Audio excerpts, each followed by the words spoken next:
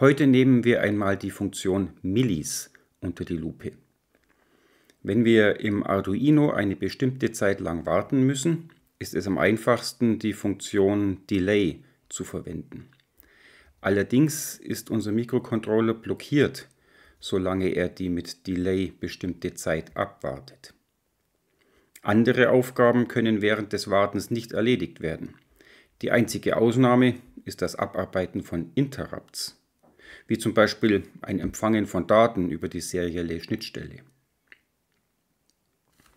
Unser kleines Beispielprogramm lässt die interne LED an Pin 13 blinken und nutzt dazu die Funktion Millis. Wie Sie sicher wissen, gibt Millis immer genau die Anzahl an Millisekunden zurück, die seit der Inbetriebnahme des Boards bzw. seit dem letzten Reset vergangen sind. Wie nutzt unser Code das aus? In die Variable NextTime wird eingetragen, zu welchem Zeitpunkt die nächste Änderung am Zustand der LED stattfinden soll. Bei jedem Loop-Durchlauf wird in Zeile 34 überprüft, ob dieser Zeitpunkt schon erreicht ist oder sogar schon überschritten wurde. Falls ja, wird zunächst einmal ein neuer Änderungszeitpunkt für die LED bestimmt, indem die Hälfte der gewünschten Periodendauer zur aktuellen Zeit addiert wird. Warum nur die Hälfte? Innerhalb jeder Periode unseres Blinkens muss einmal eingeschaltet und einmal ausgeschaltet werden. Wenn ich eine Sekunde lang einschalte, danach eine Sekunde lang ausschalte und das ständig wiederhole, wiederholt sich meine Ausgabe nach 2 Sekunden. Die Frequenz beträgt also 0,5 Hertz. Für eine Frequenz von 2 Hertz muss ich also nicht alle 500 Millisekunden, sondern alle 250 Millisekunden abwechselnd ein- und ausschalten. Nach Ermitteln der neuen Änderungszeit wird in Zeile 37 die LED getoggelt. Das heißt, der aktuelle Zustand der LED wird abgefragt, invertiert und in invertierter Form wieder ausgegeben. Die if-Abfrage wird danach bei jedem Loop-Durchlauf geprüft, also zigtausend Mal, ist aber erst dann wieder erfüllt, wenn die halbe Periodendauer der Blinkfrequenz erreicht wurde und die LED wieder umgeschaltet werden soll. Trotzdem können bei jedem Loop-Durchlauf all die anderen Aufgaben erledigt werden, die wir ab Zeile 40 vorgesehen haben. Eine feine Sache. Deshalb wird gerne mit Millis gearbeitet. Was passiert denn genau, wenn wir die Funktion Millis aufrufen? Das sehen wir uns gleich mal an. Rechte Maustaste auf Millis im Atmel Studio, ganz oben steht Go to Implementation. Jetzt bekomme ich angeboten, ob ich nur die Deklaration in Arduino.h ansehen möchte oder den tatsächlichen Code, den wir in wiring.c finden. Da entscheiden wir uns für wiring.c. Und dort finden wir Millis. Was passiert? Konzentrieren wir uns auf das Wesentliche. Zeile 67 legt eine temporäre Variable m an.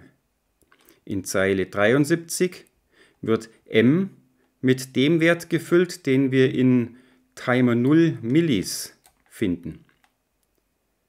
In Zeile 76 wird diese Zeit zurückgegeben. Weiter mit der Spurensuche. Go to Implementation auf Timer 0 Millis führt uns zu einer Definitionszeile in wiring.c. Timer 0 Millis wird als Volatile Unsigned Long global definiert. Das Schlüsselwort Volatile weist darauf hin, dass wir es hier wohl mit Interrupts zu tun bekommen. Eine Suche mit Steuerung F zeigt uns schnell, wo wir Timer 0 Millis sonst noch finden. Tatsächlich in der Interrupt Service Routine Timer 0 Overflow, die immer dann aufgerufen wird, wenn im Modul Timer 0 ein Überlauf des Zählers stattfindet. Wie sollen wir den etwas merkwürdigen Code in der Interrupt-Service-Routine verstehen? Vielleicht ist es hilfreich, zunächst zu bestimmen, wie das Modul Timer 0 konfiguriert ist, wie oft also der Overflow-Interrupt auftreten wird. Wie finden wir das heraus? Über die Funktion init. Init wird aufgerufen vor dem Aufruf von Setup und Loop. Das wissen wir, wenn wir uns die Funktion main einmal ansehen, die die Arduino IDE vor uns versteckt hält. Main CPP findet man immer unter Arduino Core, Source, Core, Main CPP. In Zeile 35 wird init aufgerufen, in Zeile 43 Setup und dann in einer Endlosschleife immer wieder Loop und eventuell Serial Event Run im Wechsel. In init wird im Wesentlichen der AD-Wandler konfiguriert für Analog Read, die PWM-Ausgaben mit Analog Write vorbereitet und eben der Interrupt für das Zählen der Millisekunden klargemacht. Init ist allerdings für viele verschiedene Prozessorvarianten geschrieben und enthält daher sehr viel Code, der für uns nicht relevant ist.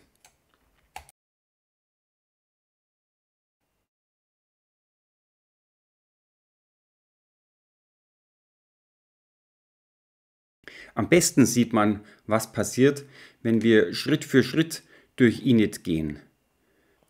Init befindet sich allerdings auch in wiring.c und das ist eine reine C-Datei. Deshalb müssen wir jetzt dringend die Optimierung auch für reinen C-Code abschalten. Toolchain, C-Compiler, Optimization, None. Denn sonst wird das nichts mit dem Debugging. Jetzt setze ich einen Breakpoint auf SEI, Set Interrupt, dem ersten Befehl in init. SEI setzt das globale Interrupt Enable Bit, denn nach einem Reset werden zunächst Interrupts nicht zugelassen. Erst ab jetzt.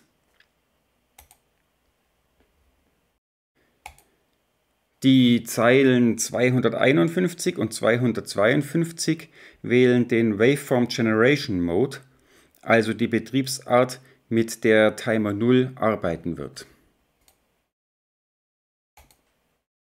Bei Zeile 265 und 266 stellen wir den Clock Select ein, also den Prescaler, den Vorteiler, durch den der Prozessortakt von 16 MHz geteilt wird, bevor er gezählt wird. Und zum Schluss, in Zeile 279, wird in der Interrupt-Maske des Timer 0 der Timer 0 Overflow Interrupt zugelassen. Ab sofort wird bei jedem Überlaufen des Timers von 255 nach 0 ein Interrupt ausgelöst. Das war's schon für Timer 0.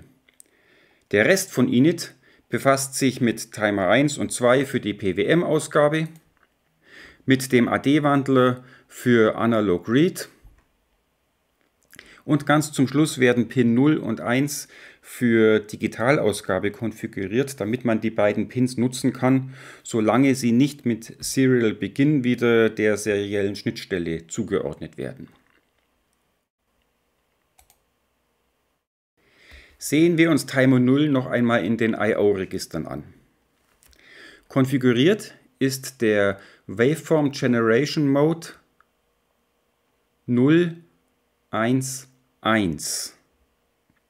Laut Datenblatt Fast PWM. Überlauf nach HexFF. Der Zähler zählt also von 0 bis 255. Clock Select ist auch auf 011 eingestellt. Wir teilen unseren Systemtakt von 16 MHz also durch 64. 16 MHz geteilt durch 64 sind 250 Kilohertz. Das entspricht einer Periodendauer von 4 Mikrosekunden. Alle 4 Mikrosekunden wird der Zähler 0 um 1 erhöht. Jedes 256. Mal läuft Timer 0 über. Also alle 4 Mikrosekunden mal 256, das sind alle 1024 Mikrosekunden. Also nach genau 1,024 Millisekunden. Blöd. Schön wäre es gewesen, wenn wir alle 1000 Mikrosekunden einen Interrupt bekommen würden. Dann hätten wir in der Interrupt-Service-Routine nur jedes Mal den Zähler Timer 0 Millis um 1 erhöhen müssen und das wäre es gewesen. Wäre doch einfach gewesen. Betriebsart 7, Fast PWM bis OCR0A, in das Register OCR0A den Vergleichswert von 249 eingetragen, sodass Timer 0 in exakt 250 Schritten von 0 bis 249 zählt. Und schon bekommen wir den Überlauf alle 1,000 Millisekunden. Warum haben die Arduino-Entwickler an so eine einfache Lösung nicht gedacht? Warum? Weil sie uns die Möglichkeit offen lassen wollten, mit den beiden Vergleichswerten OCR0A und B zweimal eine PWM ausgeben zu können. Zweimal PWM ist mit Timer 0 nur möglich, wenn der Überlauf bei HexFF stattfindet. Wenn der Timer also immer bis 255 zählt. Okay, also Überlauf alle 1,024 Millisekunden. Wie bekommen wir jetzt trotzdem einen sauberen Millisekundenzähler hin? Zurück in unsere Interrupt-Service-Routine. Zeile 50 und Zeile 61 überträgt die globale Variable Timer 0 Millis in eine lokale Variable m. Das wird aus Gründen der Performance so gemacht und braucht uns nicht weiter zu stören. Wichtig ist Zeile 53. M wird alle 1,024 Millisekunden um Millis_Inc erhöht. Warum nicht einfach um 1? Weil unser Arduino-Code für unterschiedliche Prozessorvarianten mit unterschiedlichen Taktfrequenzen funktionieren muss. Woher wissen wir, dass Millis_Inc genau 1 sein soll? Go to Implementation auf Millis_Inc. Da finden wir Microseconds per Timer 0 Overflow geteilt durch 1000. Go to Implementation auf Microseconds per Timer 0 Overflow. Findet die Pseudofunktion Clock Cycles to Microseconds mit den Parametern 64 mal 256. Hier taucht unser Vorteiler 1:64 wieder auf. Und unser Überlauf, der alle 256 Zählertakte stattfindet. Go to Implementation auf Clock Cycles to Microseconds, findet Clock Cycles per Microsecond. Jetzt sind wir schon in Arduino.h. Und schließlich Go to Implementation auf Clock Cycles per Microseconds, findet FCPU geteilt durch 1 Million. Woher kommt FCPU? Das ist der Prozessortakt, die 16 MHz. Der wird beim Compileraufruf als Parameter mitgegeben. Im Makefile finden wir eine Spur davon.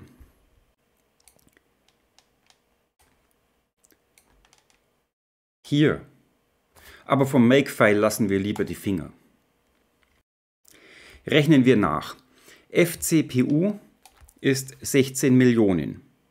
Clock Cycles per Microsecond sind dann 16 Millionen geteilt durch 1 Million, also 16. Die 16 kommen in den Nenner und damit wird Microseconds per Timer 0 Overflow 64 mal 256 geteilt durch 16. Das sind 1024.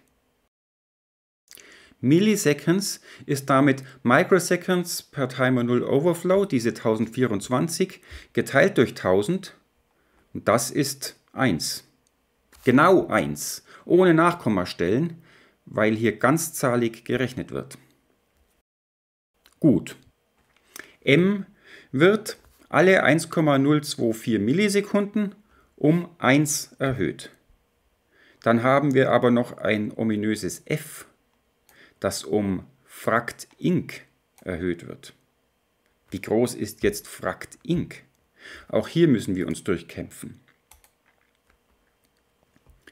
Frakt Inc. ist Microseconds per Timer 0 Overflow modulo 1000 geschoben um 3 nach rechts. Glücklicherweise dauert der Kampf nicht lang, denn Microseconds per Timer 0 Overflow kennen wir schon. Das waren 1024. Also 1024 modulo 1000 sind 24, die als Rest bleiben, wenn wir durch 1000 teilen. Wäre noch dieses merkwürdige Schieben um 3 Bit nach rechts. Lassen wir das erstmal beiseite. Wir zählen alle 1,024 Millisekunden um 1 Millisekunde weiter, zählen also jedes Mal 24 Mikrosekunden zu wenig. Diese 24 Mikrosekunden müssen wir sammeln, bis wir eine ganze Millisekunde voll haben. Wenn wir dann anstelle von einer Millisekunde gleich 2 Millisekunden zählen, stimmt unsere globale Variable Timer 0 Millisekunden doch wieder. Genau das ist der Trick. In F werden die fehlenden 24 Mikrosekunden aufaddiert, bis Frakt Max erreicht oder überschritten wurde. Frakt Max müsste also genau 1000 Mikrosekunden sein. Ist der Restesammler F voll, werden von F die 1000 Mikrosekunden abgezogen und stattdessen M um 1 Millisekunde erhöht. Wir zählen die meiste Zeit zu langsam. Alle 41 bis 42 Mal wird dafür die vertrödelte Millisekunde nachgezählt. Klar? Aber das Schieben um 3 Bit nach rechts? Wir sammeln hier die Reste doch gar nicht in 24er Schritten, sondern in 24 geschoben um 3 Bit nach rechts Schritten. Das ist wieder eine reine Performance-Geschichte. Eigentlich müssen wir nur wissen, wie oft geht 24 in 1000. Und da können wir kürzen, nämlich mit 8. 24 geteilt durch 8 ist 3. 1000 geteilt durch 8 ist 125. Die exakt gleiche Antwort bekommen wir folglich auf die Frage, wie oft geht 3 in 125? Ein Bit nach rechts schieben bedeutet Division durch 2. 3 Bit nach rechts schieben bedeutet Division durch 8.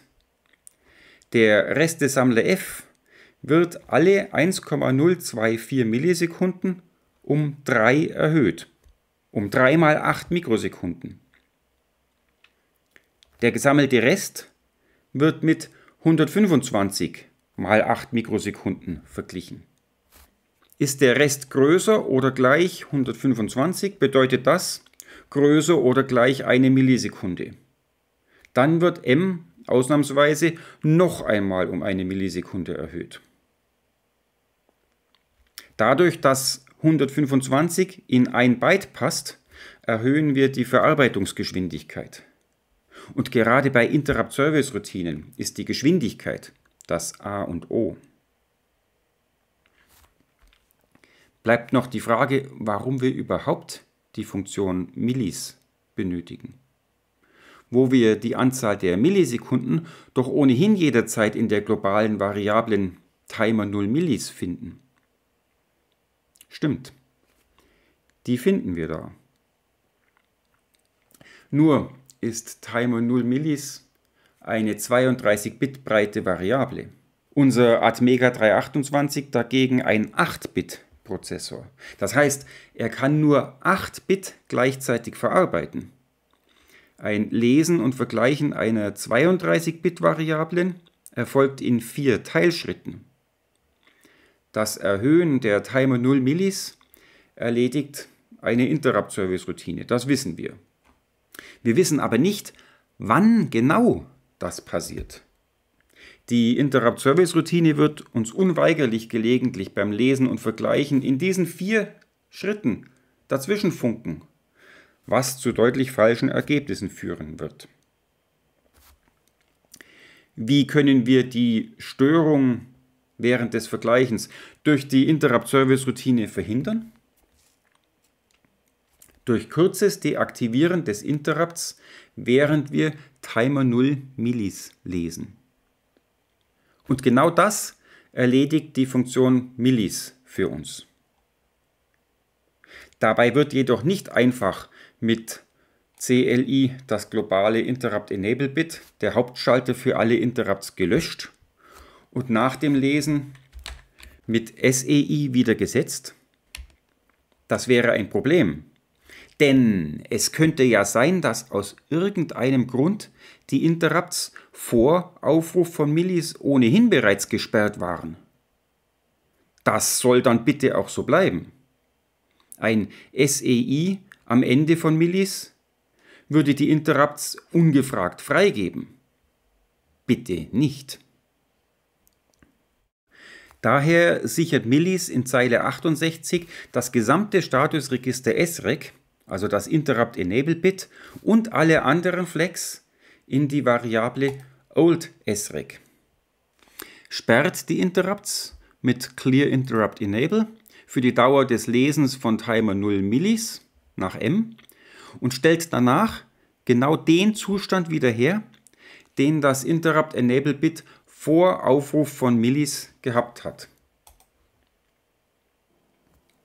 Jetzt ist es aber Zeit, dass wir uns die Ausgabe unseres Beispielprogramms im Oszilloskop ansehen. Erst mit 500 Millisekunden Periode. Die 2 Hertz werden ganz gut eingehalten. Es ist nur ein leichtes Schwanken zu erkennen, wenn wir die Messwerte, die unten angezeigt werden, eine Weile beobachten.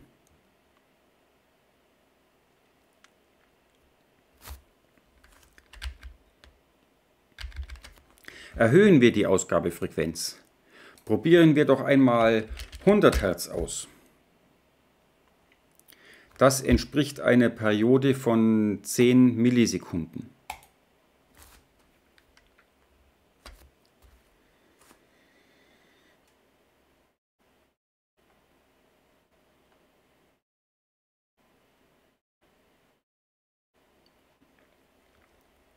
Jetzt erkennt man deutlich, dass die Frequenz nicht steht.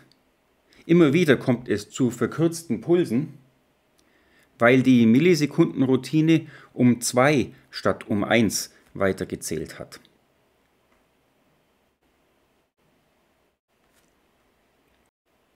Welche Ausgabe erwarten Sie eigentlich, wenn Sie im Beispielprogramm 2 Millisekunden als Periodendauer eintragen?